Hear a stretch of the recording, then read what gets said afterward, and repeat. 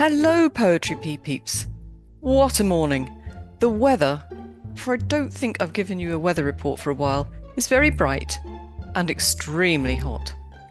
Just the weather for transplanting my cacti, which I have to do this afternoon. Today, I have a visitor who's come to read to you, and me, Julie Bloss Kelsey. She's here to read from her book, Grasping the Fading Light, A Journey Through PTSD. It was published a few years back, and it's taken us quite a while to get together and organise a reading. But as you'll hear, that's probably not a bad thing. It was a moving and fascinating chat. I had a layman's idea of PTSD, but after today, I probably have a better appreciation of it. Julie has widened my knowledge in what is at times a difficult conversation on both sides. I hope I do it justice, but that's for you to decide. You might think a book, a chat about PTSD is a miserable topic. But actually, I think what shines through is hope, healing, and great humanity. I know you might think this is not for you, and you might be right. But Julie is a fantastic poet, and she's taken the chance and offered us her vulnerability with this book. She has courage, and it shows through. Enough from me. Let's go and meet Julie again, because it's not the first time she's read to us. And I'll put a link in the show notes to her other reading. Julie, hello and welcome back to the podcast. Hi, Patricia. I'm happy to be here. I'm nervous, but I'm happy. You'll be fine. You always say that, and you always, what do they say in America? Knock it out of the park when I sort of understand that. Um, anyway, Julie, we're here to talk about Grasping the Fading Light, A Journey Through PTSD. It tells a story, at least to me, in the form of one-line and three-line haiku and senryu, and of course, tanka. And you're going to read to us, and we'll go a little bit deeper into that story as we go along. Before we continue with the reading, do you think you can give us a bit of a clue about PTSD? What is it? Okay, PTSD stands for post-traumatic stress disorder, and it is commonly associated with war veterans, someone who went through a horrific experience and kind of can't get past it, relives it. You have nightmares and you have sometimes memories that are intrusive. But it can also happen in children, and then that's what happened in my case. I went through something traumatic when I was very small. And I blocked it out completely, but I still had symptoms of PTSD through my childhood. And when I got older, in my 20s, and realized something had happened to me, I started on this long journey of therapy, and that helped me kind of process through. And then I happened to remember something really traumatic when I was in my 50s, and I had been writing haiku at that point, and I just got incorporated into what I was working on. What were the symptoms? When you were in your 20s, what are you thinking? Oh, there's something not quite right. What were the symptoms that you were experiencing? I had a lot of difficulty being in touch with my body.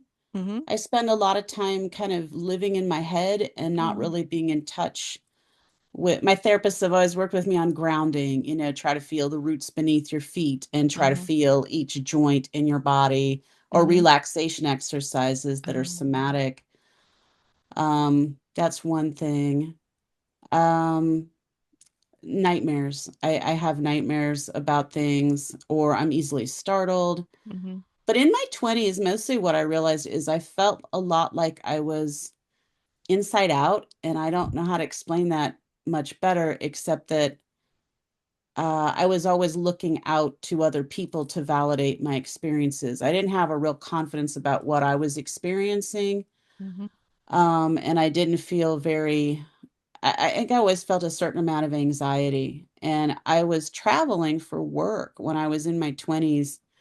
And I remember going into a hotel room and locking the door and laying on the bed and thinking, I feel really calm here. And I thought, oh, I could have this in other places if I knew how to do it. And it was really eye-opening for me that I had allowed my life experiences to leave me in an uncomfortable place. Like I needed to learn to build a safe place for myself at home, and I didn't know how to do that.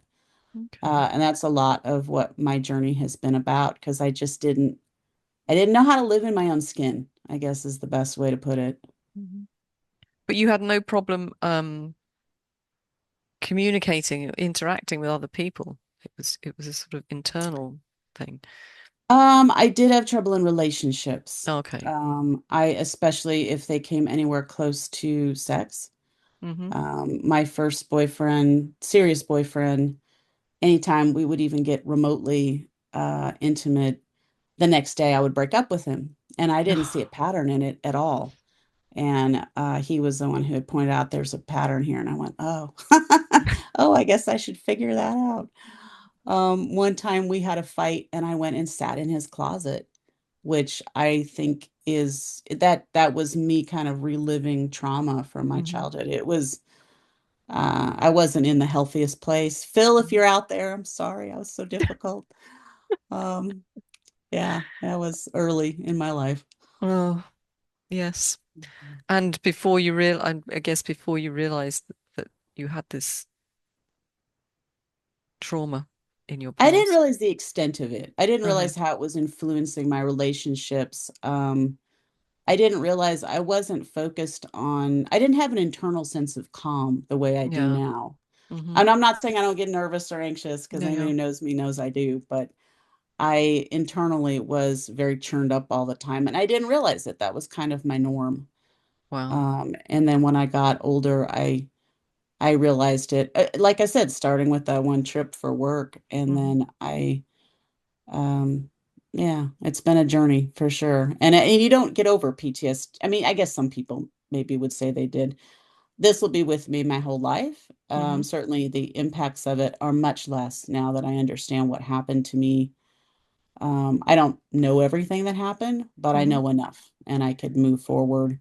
And there's something very comforting about that, even if the picture I put together is not the prettiest. Yeah, yeah. So did this inner turmoil, did that obviously it affected your mental health, but did it affect your physical health as well?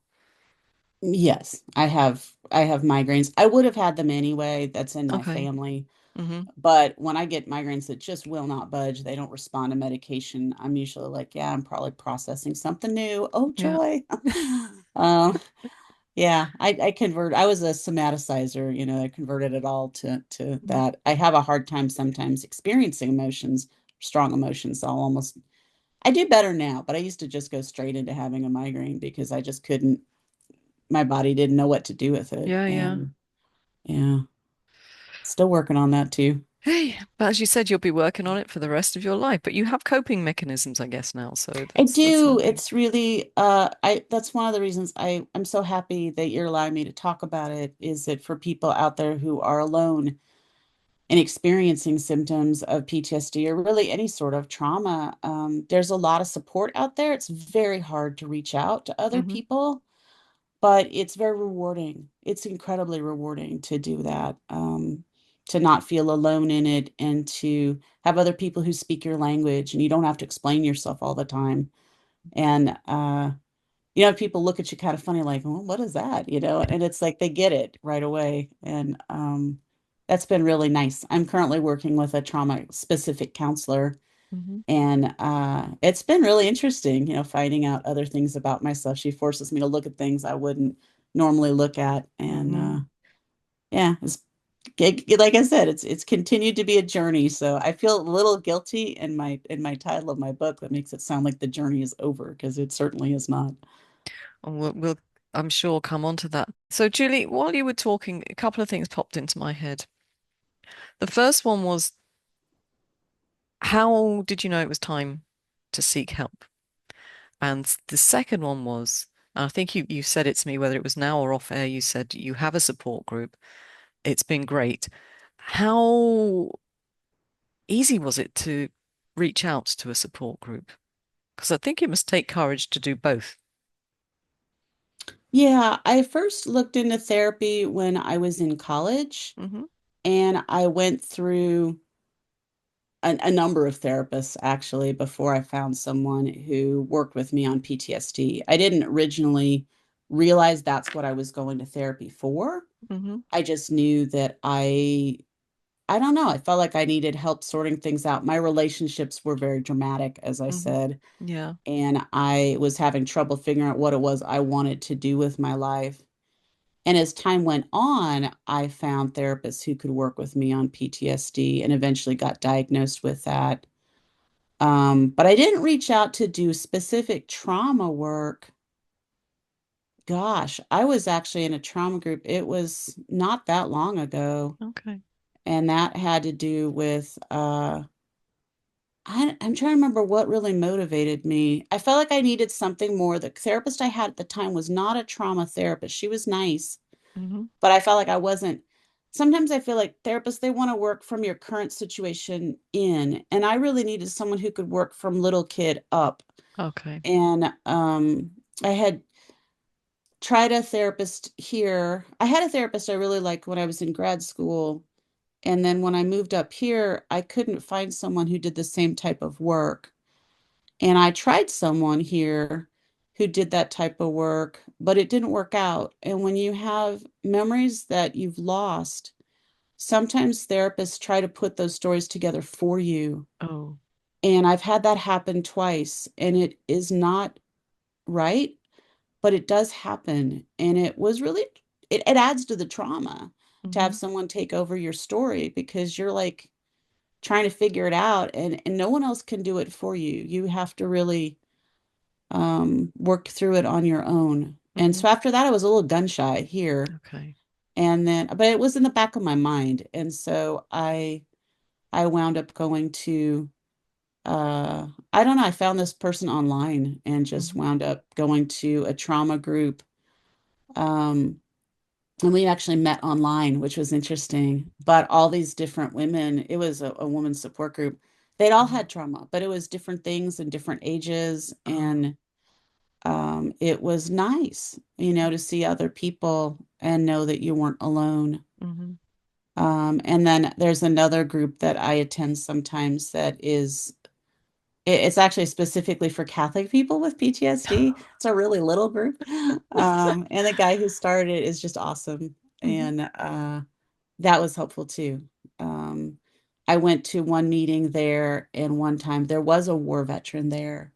And I had thought that I would find him scary because, you know, I'm processing an inner child experience and he's processing an adult experience. And it wasn't. And I thought to myself, my God, you know, PTSD is just different flavors of hell. And we've all been through something.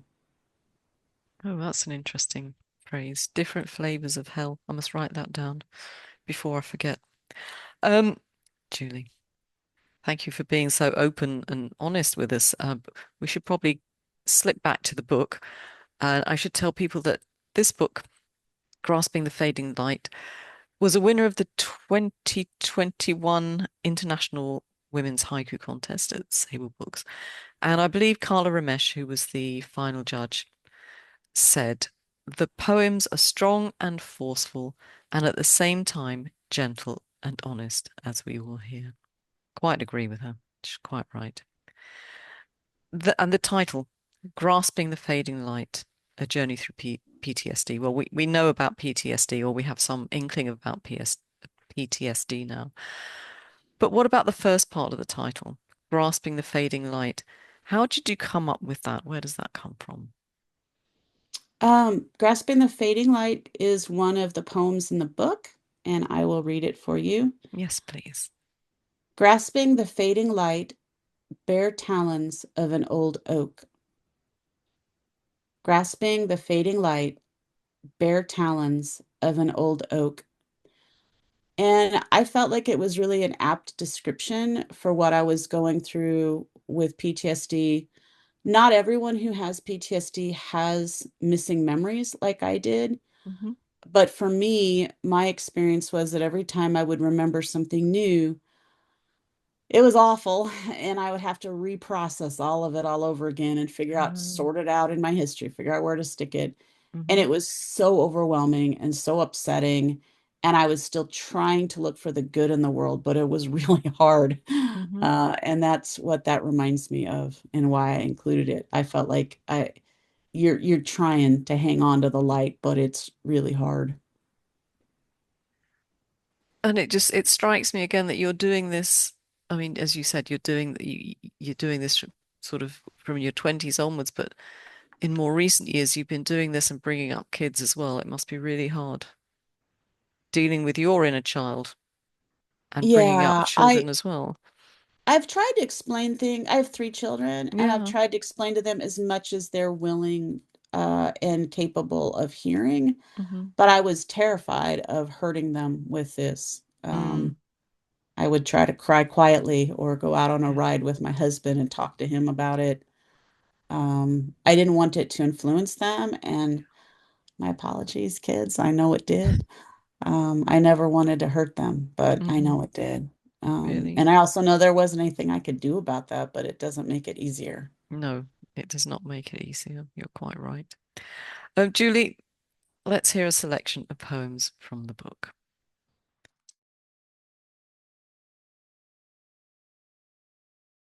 Sliver of moon, still hanging on to my illusions. Sliver of moon, still hanging on to my illusions. First morning coffee, lies I tell myself. First morning coffee lies, I tell myself. Stripping away the patriarchy, naked Barbies. Stripping away the patriarchy, naked Barbies. Damned if I do, damned if I don't. Trauma therapy. Damned if I do, damned if I don't. Trauma therapy. Snow melt. Things I thought I'd left behind. Snow melt. Things I thought I'd left behind. The black mark on my permanent record, molestation. The black mark on my permanent record, molestation. Thermals rising all across the valley, prayers for rain. Thermals rising all across the valley, prayers for rain. Watching the geese fly in and out of formation, evening sky. Watching the geese fly in and out of formation, evening sky. Through wooden slats of a horse paddock, the child's eye. Through wooden slats of a horse paddock, the child's eye. Barrier Island. The bray of wild horses drifts on sea breeze. Barrier Island. The bray of wild horses drifts on sea breeze. Julie, thank you very much for that reading. When I think of your subtitle, A Journey Through PTSD, I think it felt so appropriate to me because listening to you and having read the book, it feels like we've been on a journey, that you've been on a journey. You know it's PTSD. For me, not, I mean, I know very little about it until we sat and chatted, but to me, it feels like grief. And to show what I mean, to show everybody what I mean, perhaps we could look at a couple of the stages. The first one, denial. And I can see denial and a sort of resistance to what you're going through in the first couple of poems that you read to us. That the first one being sliver of moon still hanging on to my illusions. The second being first morning coffee, lies I tell myself. But then you read it a slightly different way as well. How did you read it a second way? First morning coffee, lies I tell myself. And then first morning coffee lies I tell myself. Because I feel like there's a whole echo of lying going on there. It, There's like first morning coffee, and I'm like, oh, that didn't happen. That's not true. Mhm. And then at the second read, it's like, oh, well, the coffee is also, I'm using that to pacify myself. And that's another lie. I'm just trying to bury it further. Mhm. So would you say that's denial, sort of resistance to moving on a little bit? Yes. And, Mhm. and I did intend it that way. Oh, hey, I'm reading it right. And then I felt a lot of anger in this one. Damned if I do, damned if I don't. Trauma therapy. I don't think I realized how angry I was until I read those aloud. And I Hmm. sound really mad when I read them. And I'm like, oh, I guess I was angry. Yeah, I mean, I felt it on the page, and when you read it as well, very much, I could feel that anger. Do you see any comparison between grief and the what you're going through with PTSD? I mean, maybe you're lucky and you've not had to go through the grieving process. I do hope that's the case, but Yeah, no, I really do. And I did when I structured the poems, I wanted them to follow the stages of grief. So, and also the seasons. So we start out with denial is also in the fall. I go through anger in the winter. hmm. And then by the time I hit summer, I'm closer to acceptance. And so I sort of patterned them with both of those things in mind. Ooh. Um, I think I should have picked that up, but I didn't pick that up quite so easily. I was so hung up on the idea of these sort of stages of grief, and how similar they seem to be to what you were going through at the time. I Um, feel like I also was grieving for myself. I So can I imagine. was grieving some of the things I didn't get to experience as a child because I was spending a lot of energy blocking out certain Hmm. things, and that left me numb to a lot of experiences. Yeah, Um, I can well imagine that. And I asked you to read the poems in the order, more or less in the order that they are in the book, because I think it also shows a process of healing. I know you said you're never going to be 100% healed, but I think you can see that you're coming from a very negative place at the beginning towards a much more positive place, which when I read Barrier Island, so Barrier Island, the bray of wild horses drifts on sea breeze. To me, just the idea of these wild horses and drifting on sea breeze is just a very positive, hopeful uh, expression, really. I mean, that's what came through for me when I read this poem. And although you read them out chronologically, I bet, and maybe I'm wrong, I bet they didn't arrive chronologically on the page initially.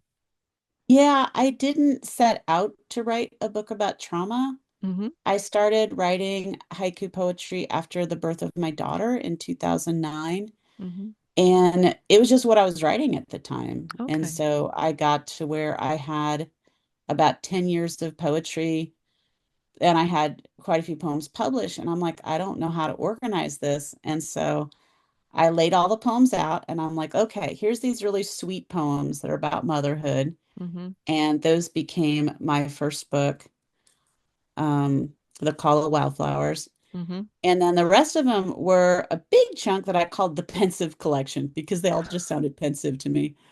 And I didn't really know what to do with them. And then I Hmm. had these really hardcore trauma poems, the damned if I do, damned if I don't type poems. And I'm like, I don't know what to do with those either. And it took me a while to figure out that I could interweave the pensive poems with the trauma poems. And then it was really a story of my journey. But I really just wrote them. I didn't write them in any specific order. It just happened to be how I remembered or experienced them at the time. And as you said, you've placed them in seasons, I chronological did. seasons. Yeah. Yeah. I like to tell people who know me, this is a very condensed version. So while all these things are true, they did not happen this intensely or this quickly. Hmm. Because I worry the people who knew me will be like, oh my God, I didn't know. Because it sounds I mean, it was hard. I'm not gonna say it wasn't hard, but it Hmm. did occur over a long period of time. Sure. So the poems cover quite a few ages of me. But I didn't write them for any particular reason. You know, we have talked about After Curfew, which was the book of Yeah. poems I wrote in one night, Yeah. mostly. This did not occur that way. This was pretty much my entire collection of work, and I just sort of picked and chose from what I had. But I did have quite a bit of trauma work, and I always am thankful to Rowan Beckett for that, for having the space in their journals for me to place some of that work because I don't know that I would have written it otherwise. Hmm. And it was a very healing thing for me, I think, to get it out here. It's made it really hard to promote a book like this. Mm. I don't think I really thought that part through when I was putting it together. I thought the hard part would be getting it published. I didn't think about having to talk about it, and that's been really hard for me. So even though the book came out in 2023, Yeah. I'm only able to start talking about it now. Although we've been talking about doing this for some time. I mean, we've just had That is things, true. we've had things in our lives that have just stopped us doing it. But yeah, maybe that's why, because you weren't meant to talk to me until now. There is one of the poems that you've read to us, Julie, that I know you find really, really emotional.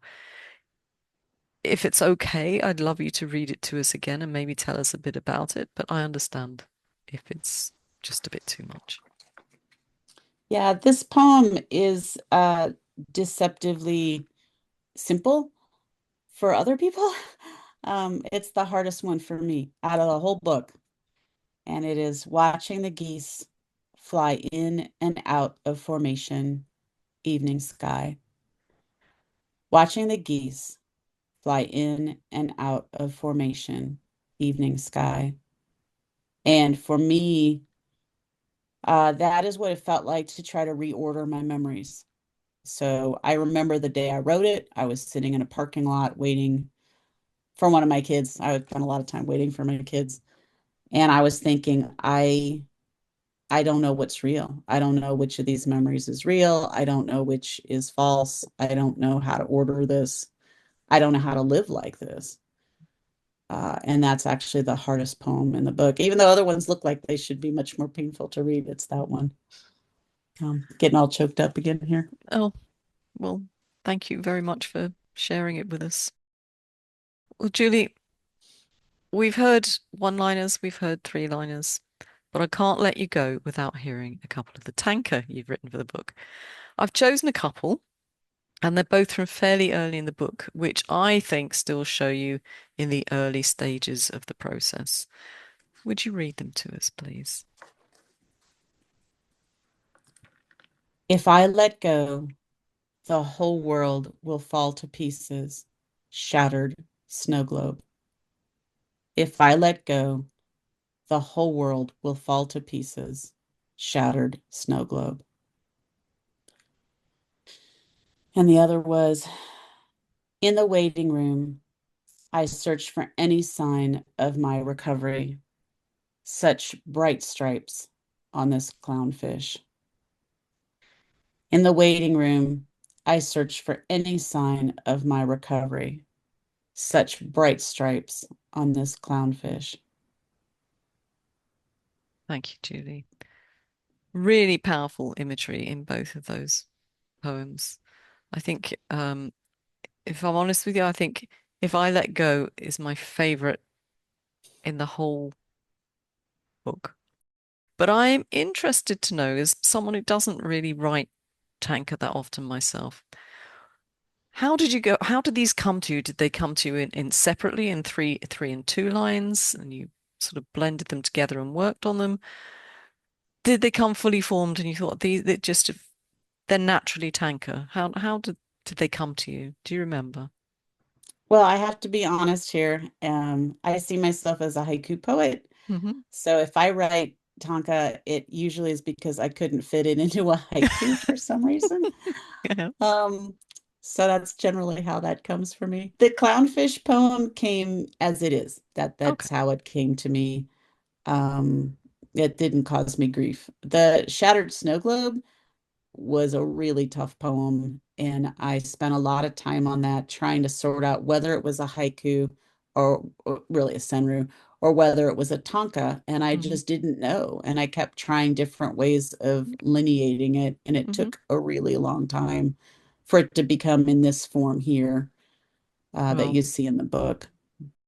what I should say to you, Julie, is obviously thank you very much for coming along, for talking to us about something that's very difficult to talk about, and actually it's quite hard in some ways to listen to as well when you think about. I mean, we haven't gone into to depth about what happened to you, but you can imagine from some of the poetry you've read the the sort of experience you might have had. But that aside, if people want to read more of this book, they're going to have to get hold of it. How do they go about it?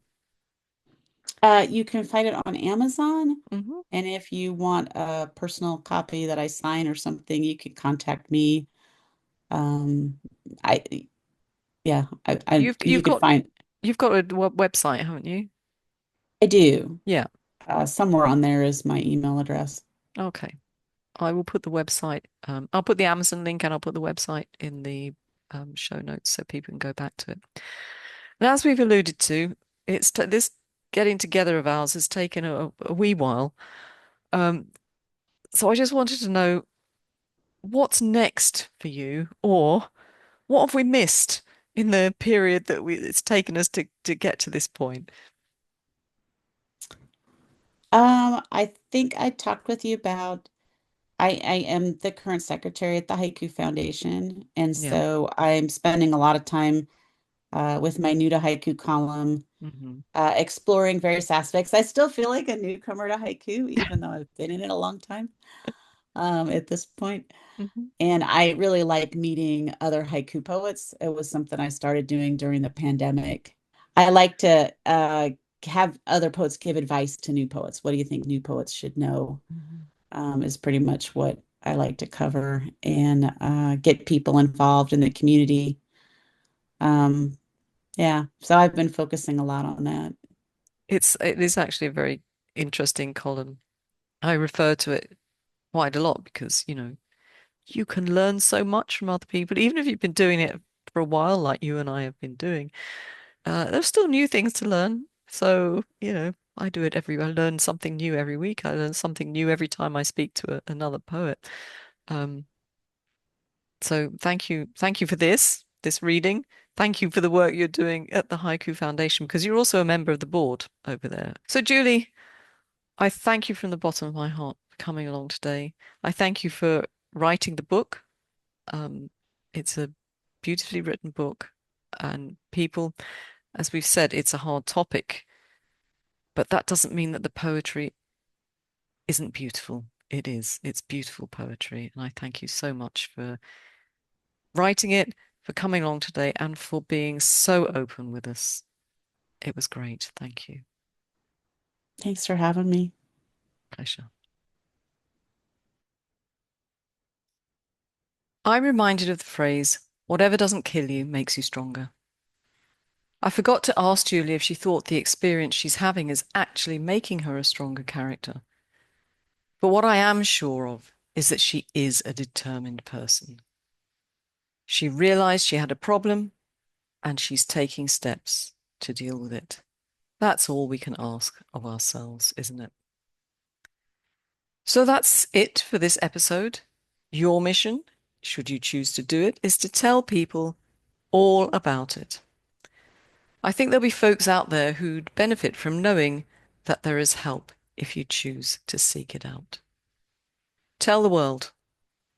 Together, we could change someone's life for the better. Now, a little reminder to those of you on the mailing list, there's still time to take action. At least there is if you're listening to this podcast in real time. If not, or even if you are perhaps, make sure you're on the Poetry P mailing list. Stay in the loop. Righty-ho, time to go for a walk in the woods where those big old pines might just keep me vaguely cool. Till next time, keep writing. And don't forget to check out the links in the podcast for all the bits and bobs from today's show. Ciao!